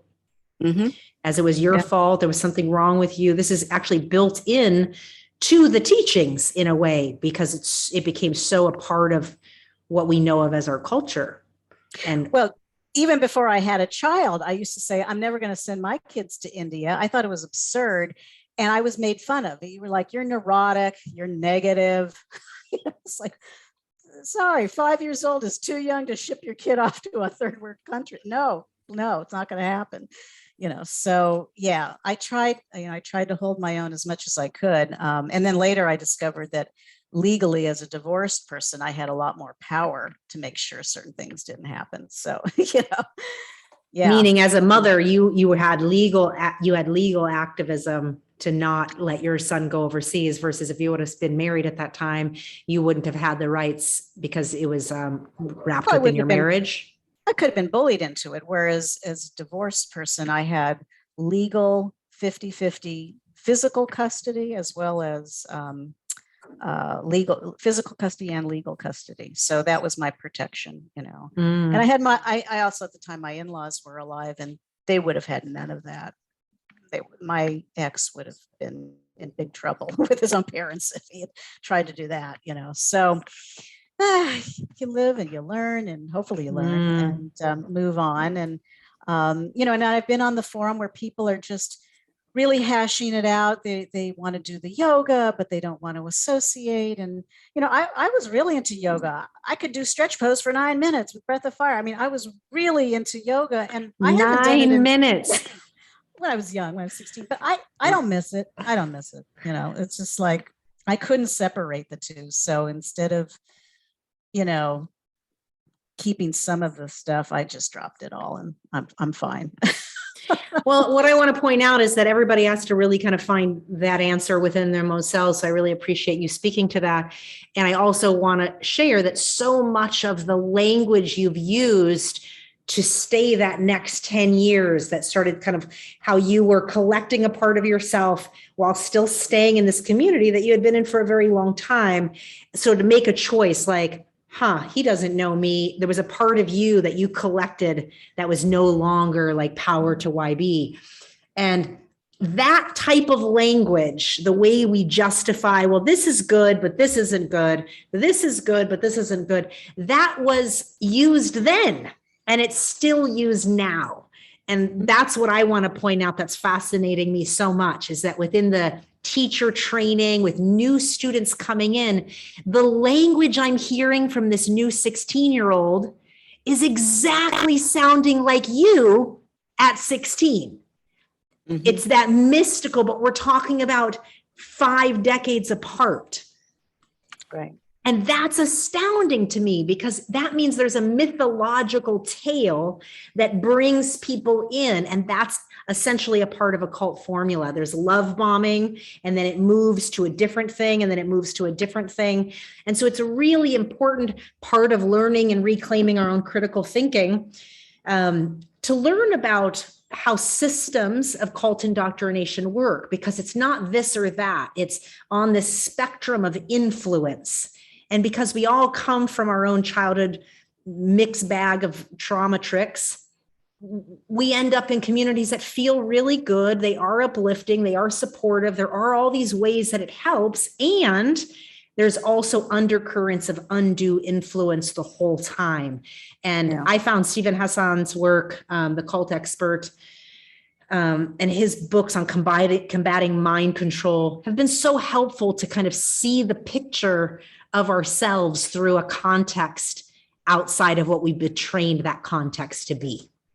Yeah, there was just left and right. We used to joke about how if we did everything we were supposed to do yoga wise that Bhajan said we should do every day, we would have to have a 72-hour day, because to fit it all in. And from the moment you got up in the morning till you went to sleep, there was stuff where, I don't know how to describe it, but for instance, the level of mind control or manipulation was even such that they would put something out right in front of you and not hide it. And therefore you really wouldn't suspect it. Like it was, the secretaries used to talk all the time about being on duty, and we knew that they slept in the same room with him, but so because they would just talk about it, you didn't expect the other stuff going on. There was so much of that. And Bhajan didn't deny being, the boss, as people used to call him. He would just say, "Oh, I'm not one of these timid guys in a loincloth. I'm speaking the language and acting the way you stupid Westerners, can relate to me, So there was an excuse and gaslighting, like you said, for everything. And it's built into the teacher training system that, they have this master's touch book, and it was like literally the mythological story told by the first gen teachers would go into this kind of like this mystical voice, and they would be thinking, speaking about how, yes, his tough love, and just how weird it was that this was being propagated through the teacher training. Because I remember that being the worst aspect of our growing up. Why would that possibly be being taught in the training? And so I guess I'm saying that out loud to say what you're saying about not being able to separate the two. I find the validity of that has so much to do with the patterning, the energetic patterning that's infused into how the teachings have been taught to be delivered and to be revered and to not be questioned. Just these types of things are a part of how institutions of narcissism and brainwashing and controlling thinking happen, which is why we see young people getting undue influence in the Kundalini Yoga system even today. Well, I've watched some YouTube videos of some of these 3HO people, their yoga classes, and a couple of them were people who I remember as being very nice people, and with seeing them actually teach yoga, they're mimicking a lot of the Yogi Bhajan shit, and outing people in the middle of the class and thinking that's hilarious. And I'm like, what happened to this person? I wouldn't have suspected if they had that done to them. Why would they do that to somebody else? Because it becomes a part of the system, right? It's a part of the pattern. And then that pattern becomes normalized, and it becomes a part of creating tough warriors. And this is what indoctrination does. Like really good leadership within cult systems create these kind of special identities. And so it starts with this kind of like special, like your early years, you sharing that helps to paint the picture of kind of the love bombing that happens, and to feel that you're a part of a community in a world that's so fragmented, it becomes a special place. And right. And we're talking truth. And I'm seeing like these young yoga students starting to be propagators of Kundalini Yoga, and they don't know a thing. Just like you at 16, writing Time magazine saying, this practice has changed my life, blah, blah, blah. You don't know the truth, you know. But I was willing to be a spokesperson. Yes, anyway. But it's built into the teachings to become a spokesperson, to become advocacy of these special knowledge. And so even just speaking to it the way you are, I've just found has been really helpful, because it really gives a snapshot in time that something that was happening 30 years ago as the grooming into the Dharma is still very much at play for those that are propagating the practice still. For those of us that are out, we're not paying attention to any of that stuff anyway. But I'm finding so fascinating that it's the same story. Yeah. Well, I recently talked to somebody who had been in 3HO for 50 years, 50, and got in when she was 21. She's in her early 70s. And she did it. You know, I mean, you hear about these bedside confessions. I mean, some people can finally rest in peace because they know the truth, but it is hard. I have a lot of compassion for people who wrapped around their marriages, their careers, their whole social life, and they might even at this point have intermarriage relationships where their kids married somebody else's kids, and it's very tough. I have a lot of compassion for the people who would kind of like to leave 3HO, but they feel trapped even now. And she enlightened me that there is quite a bit of infighting going on, shocking to the extent that they can't just get along with some people who say, okay, I'm going to practice this part, but not that part, just so unaccepting. And I thought that was the overriding thing, is that you got accolades in 3HO for being tough, for being sleep deprived, but not having your heart opened. You know, it was like, it wasn't a heart-centered path, really. And it could have been, may the long time sunshine upon, you know, it could have been very sweet, but not with Bhajan at the helm. I mean, he turned it in. He was like the Hugh Hefner, you know, of Eastern, with cults. sadism, right? With sadism and I just feel like it's very, it's next level abuse, you know. Next level abuse. What happened to the young women, much less just the ripple effect, and how the whole community just let ourselves see beyond it in the name of story mythology of the Saturn teacher and all the other ways that it was about some people some people giving their power away, and other people, like all the ways that factions get formed for us to justify abuses that are happening all around us, for us not to notice the racism. It's because we're in white bodies and we're not meant to notice it, right? So we're not noticing things in plain sight all the time. Right. And a different era, you know, some of the people who had the worst things happen to them are in their 70s, maybe 80s. They came from a different background. And so it was interesting to see how, when Pamela's book came out, that a lot of younger women, and, you know, the Me Too kind of mentality, they were immediately like, oh, no, this is not acceptable. So they took the reins to really help expose it. Whereas other people, and again, whatever culture or time frame they came from, not that it was ever normal, but they couldn't speak out. They were, you know, they just had no format to do that even until recently.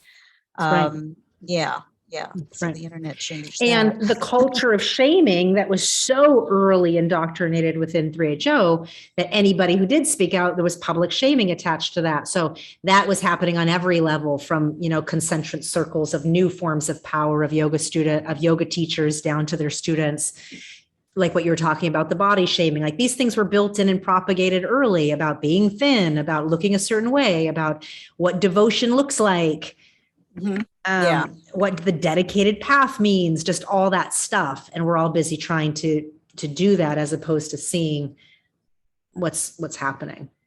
Yeah, but I still find it, you know, there's people who talk about their guru or their teacher, and how when they're in their presence, they feel so much love and joy. And I just remember with Bhajan, people were like rats, ready to just scatter. You know, it's like if he called you up and said, be over at my place in 5 minutes, it was like, wah! People were in terror.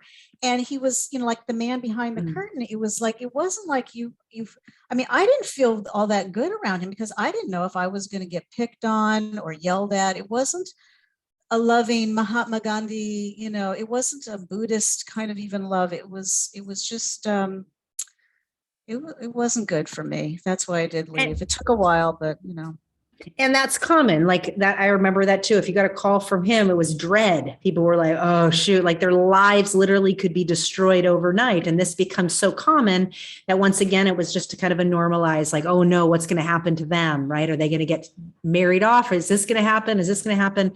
And but think about it. He died, in 2004 or 5. So it's been well over a decade of the people in 3HO who haven't been yelled at by him. Has somebody else taken over? Have they forgotten, that he was the way he was like a crazy guy? I mean, what I think, forgotten?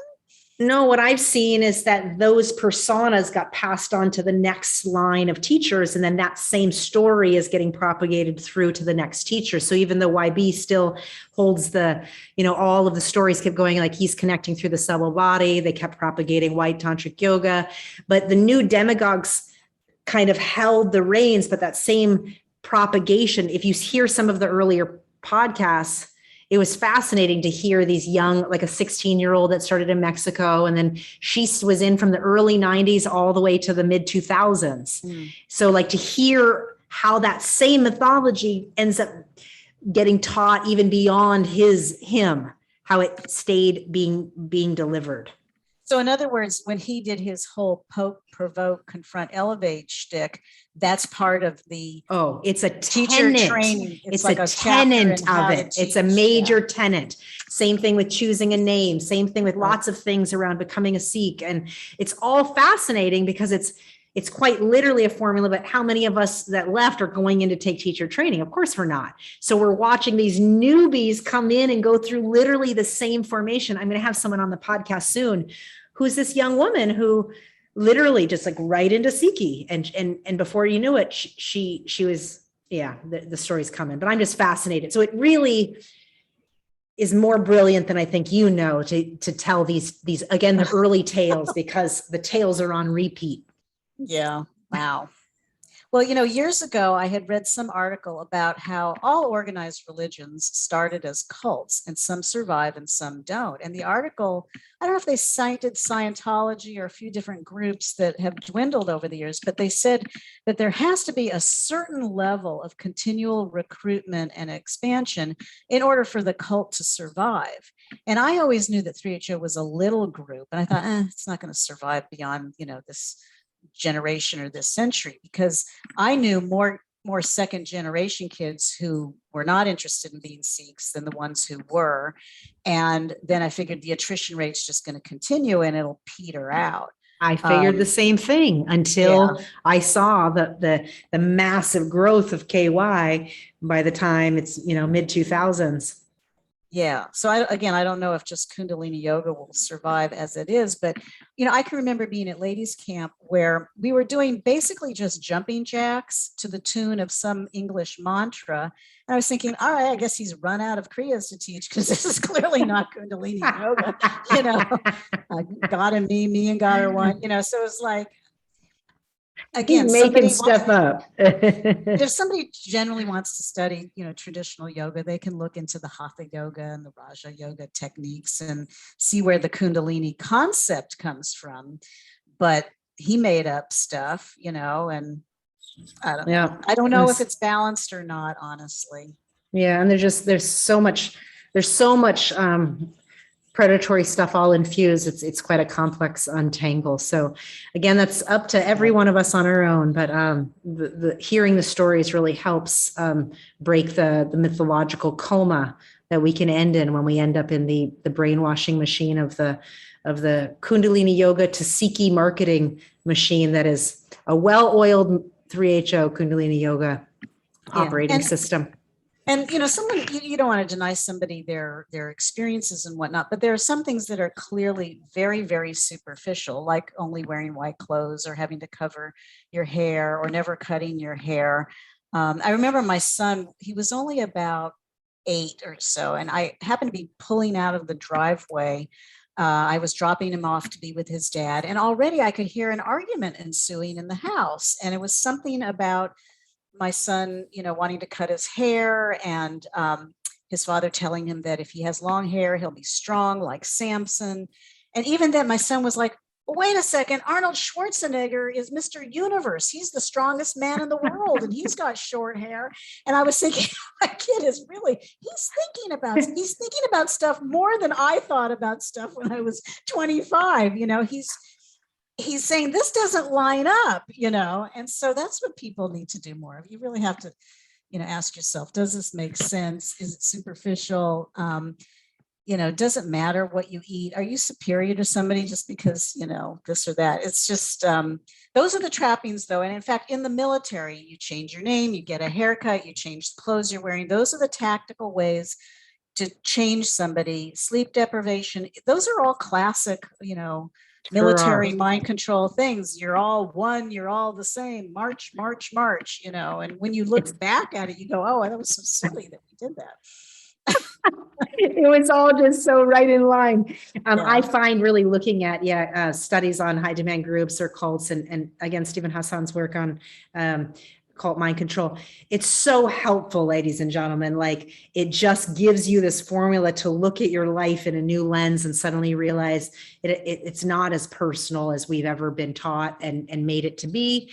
And there is life afterward, and there is a way to reclaim and collect more and more of ourselves, and stop putting it into the bucket as humorous and better good than not, because really we're talking about very, very serious institutional abuse, very, very serious built-in abuse mechanisms that through our collective silence continue to grow. Just the other night, I've been following loosely this series on YouTube of a woman. She's a psychologist. Her name is Dr. Ramani, and she's doing a whole series on narcissism and all the different situations and flavors and different types of relationships, like what it's like if you're with a narcissist, if they make more money than you, what it's like if they make less than you, and how they manifest their personality disorder. And just the other night, she had one on the pseudo spiritual narcissist, and bing, bing, bing. It was like, I was listening going, God, that was Bhajan for sure. And a lot of people in the group who are following in his pattern, they're looking at those techniques, and they're making themselves narcissists if they weren't before. They're completely, throwing away their empathy for other people. And this is really, really common. And if you get ensnared by a narcissist, it does take a while to figure out what's going on. They're masters of manipulation. And in fact, it even occurred to me with Bhajan that he knew exactly, or almost exactly, who to pick to abuse in his staff, because he knew who was going to keep quiet. He psychologically, could figure out who was going to, keep the scam going. So, I mean, he didn't have 100% track record, but he was pretty close. And so that was being done to people left and right. Yeah, the depth of psychological and spiritual manipulation that happens on this narcissistic communication level. Say that doctor's name again so that listeners can hear how to find that. It's Ramani, Ramini, Dr. Ramani. And just look up Dr. Ramani narcissism work or something like that and see if you could locate this work. Can't encourage it enough. The more we can start learning the language and the way we identify narcissism and gaslighting, and when something's happened to you for so long, you don't know it's not what you've ever been taught it was. And so that's a part of the challenge of breaking out of conditioning is if you can even be in an abusive personal relationship with a narcissist and not know that what you've experienced is abuse, because it's gotten so normalized until you get out and you start getting perspective. So thank you for sharing that.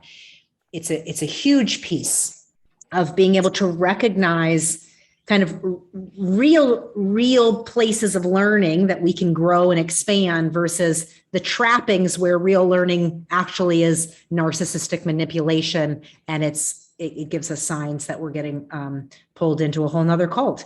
And they're everywhere these days, just like you brought up political level, on the spiritual level, all these realms in which we can get caught up in fake news. Fake Yogi news. Bhajan was the original promulgator of fake news.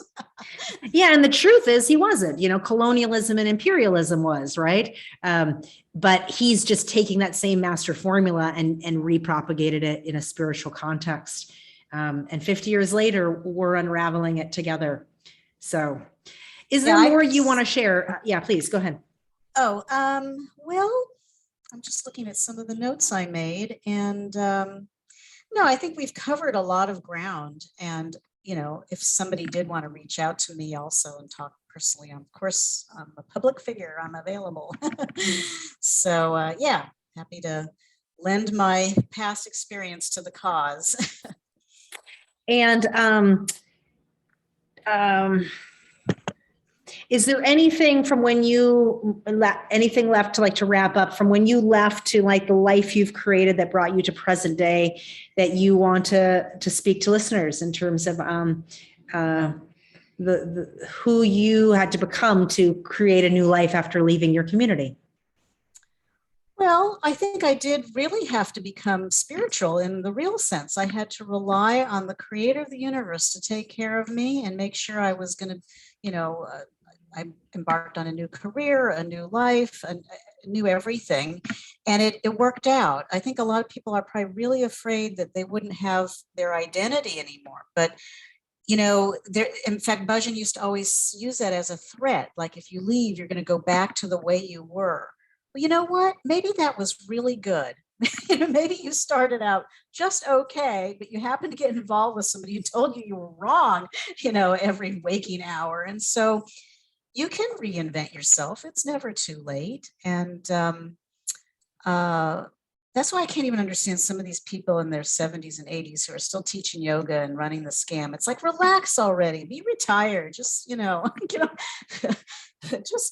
just be, and I've learned, through a number of ways, the trials and tribulations with my son, that's where the real spiritual, awareness comes in is when you're dealing with life, not some fantasy like I'm a yogi on a hill, but when you're really dealing with life and other people, you'll get your experience, you'll get your spiritual brownie points by being nice to other people and by, being helpful.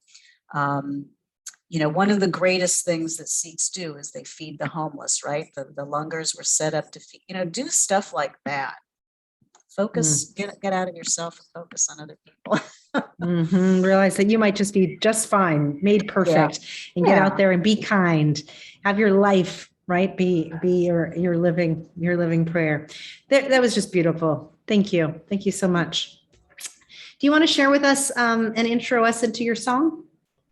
Oh, yes, I know it's the tradition, and I wanted to pick something that, and I'm a real music person, so the choices were almost overwhelming, but I picked George Harrison's song, My Sweet Lord. It is so simple, it's so profound in its simplicity.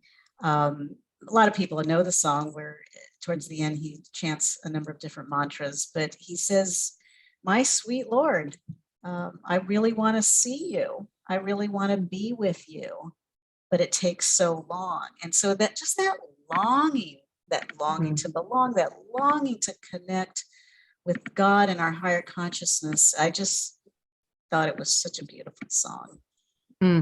So well said, and why so many people got in and stayed in this Dharma for so long. So, and it's just a part of the soul in whatever way we interpret it, right? Thank you. I'm going to go ahead and share. George Harrison, My Sweet Lord. My Lord, my Lord, I really want to see you, really want to be with you, really want to see you, Lord, but it takes so long, my Lord, my sweet Lord.